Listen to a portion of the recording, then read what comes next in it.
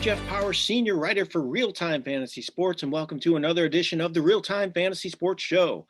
On today's show, I'm going to interview Lynn Renfro. Lynn Renfro is the 2020 Fantasy Championship winner. He took down the $300,000 prize.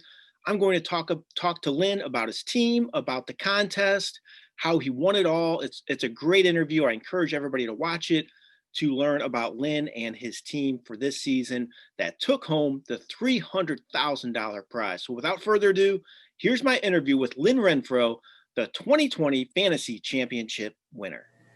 I'm joined now by Lynn Renfro, the newest champion of the Fantasy Championship presented by RealTime Fantasy Sports and My Fantasy League.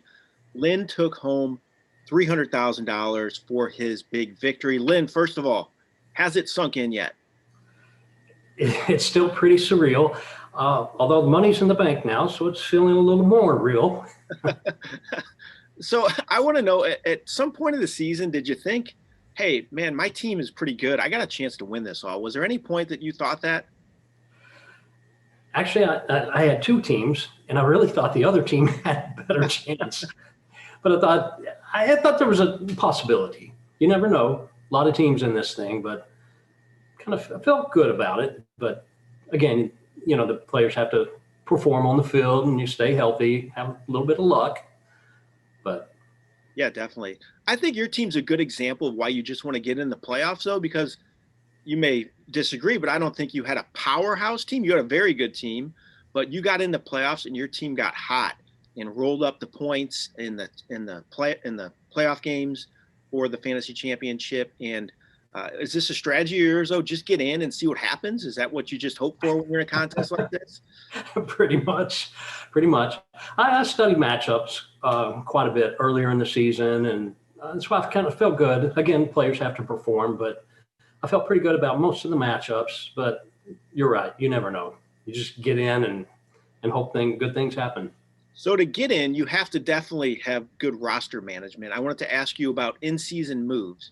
Was there any move you made during the season picking up a player that you thought was a good difference maker for your team this season?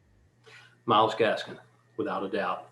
I used him. I think most of the other players I had, most of the core players I drafted, but picked up Myles Gaskin, and he came through with 30-something points, week 16. That was huge. That's what pushed me over the edge. Yeah, definitely. And you picked up Chase Claypool as well. I saw that. Is that correct? That's correct. Although Tomlin was holding back his usage, trying to save him, I guess, for the playoffs. So he pretty much stayed on my bench in the championship playoffs. I got you. Okay, so Josh Allen, Stephon Diggs, obviously were the difference makers on your team. Were they targets of yours before the draft? Were these guys you thought about before the season? Hey, I like them a lot this year. I think they have good value. These are guys I want on my team. Was that a strategy of yours before the season?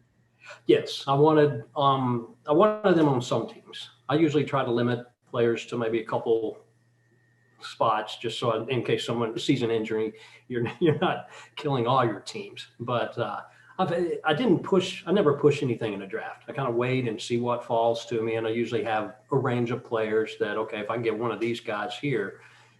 But yes, when Josh Allen, I think I took him in the 8th round, somewhere around there, 8th, 9th round, but the time was right. I felt good about the picks up to that point. So, yeah. So speaking of your draft too, I noticed you went really heavy with a lot of rookies. You took Clyde Edwards-Helaire in the first round, didn't quite work out for you.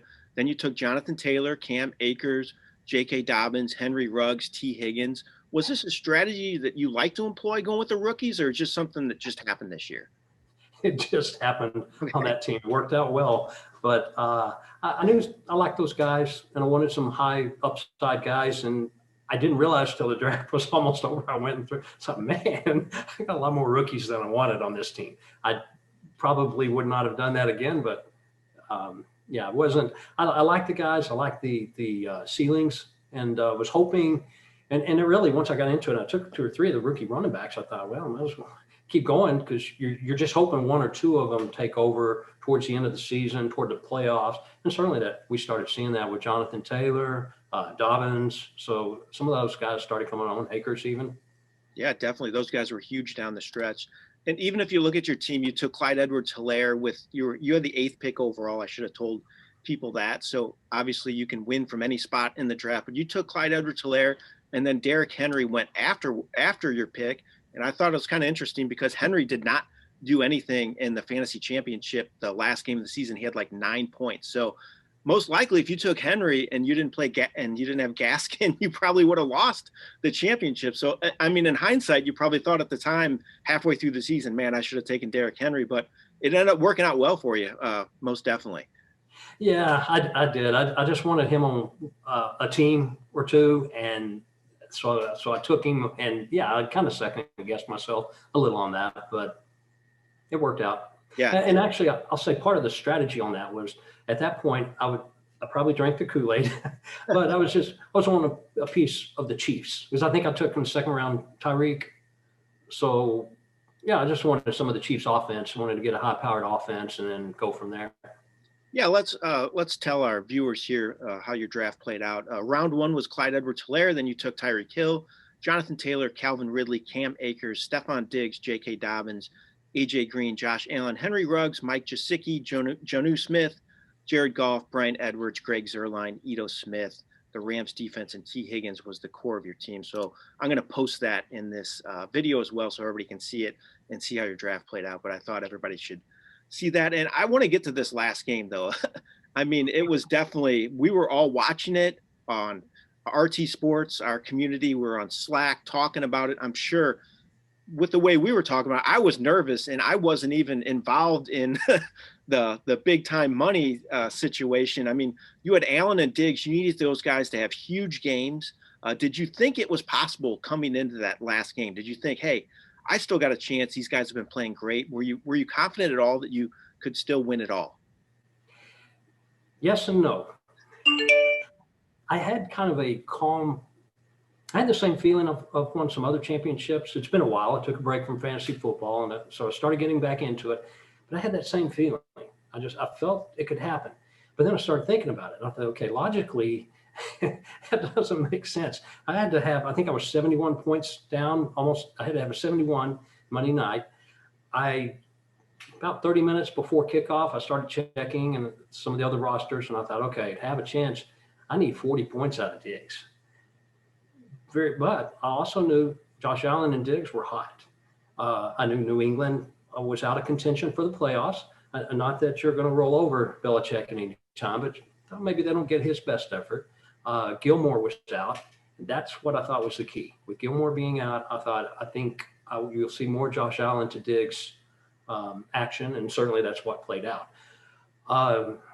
So my head was telling me this is not likely to happen.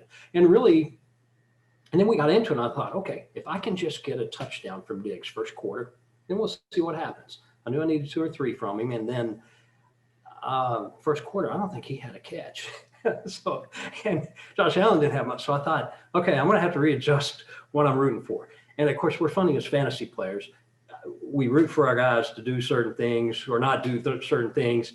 Not that our focus or our rooting is going to have any bearing on the outcome on the field, but we still adjust. So I started thinking, okay, I started in 65th place that night. I think I was top 10 to start the week. So I knew I was in range. So I felt good about that.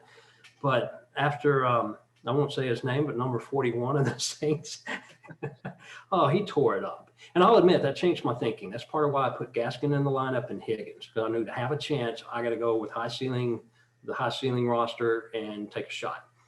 So after first quarter was over, I thought, okay, I just need to root for Josh Allen, hit a touchdown to anybody. Let me get up into the top 50. That's $1,000.